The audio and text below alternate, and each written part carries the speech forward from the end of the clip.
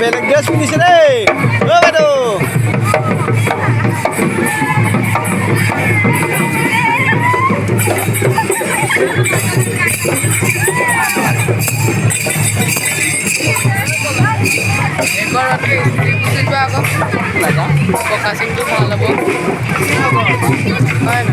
বাকী তোমাৰ ভালনে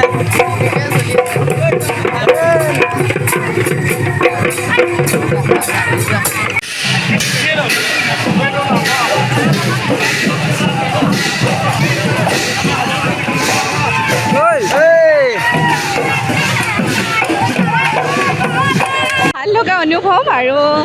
দ্বিতীয় বৰ্ষৰ বাবে মই আহিছোঁ লখিমপুৰ কেন্দ্ৰীয় ৰঙালী উৎসৱলৈ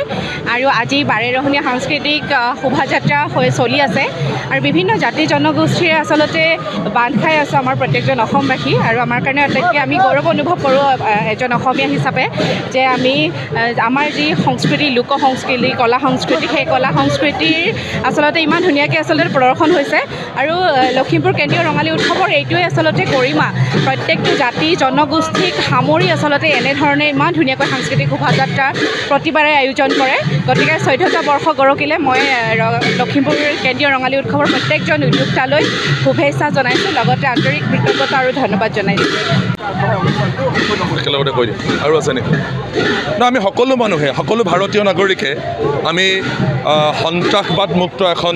ভাৰতবৰ্ষ বিচাৰোঁ গতিকে পেহেলগামত সংঘটিত কৰা সন্ত্ৰাসবাদীক যি পৰ্যায়লৈকে গৈ হ'লেও ভাৰত চৰকাৰ নিৰ্মূল কৰাটো আমি বিচাৰোঁ গতিকে ভাৰত চৰকাৰ ভাৰতীয় সেনাবাহিনী এই কাৰ্যক আমি গৌৰৱান্বিত আৰু আমি এখন সন্ত্ৰাসবাদমুক্ত ভাৰতবৰ্ষ সকলো সময়তে আমি কামনা কৰোঁ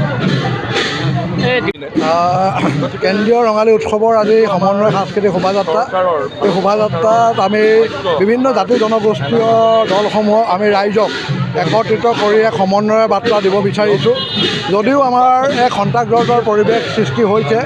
ভাৰত আৰু পাকিস্তানৰ মাজত এক যুদ্ধৰ দাবালন চলিছে এনে পৰিস্থিতিত আমি শান্তি বিচাৰোঁ আৰু আমি আশা কৰিম যে বিহুৰ এই যি সমন্বয় এই সমন্বয়ে আমি ভাবোঁ সন্ত্ৰাসবাদ এই সমন্বয়ৰ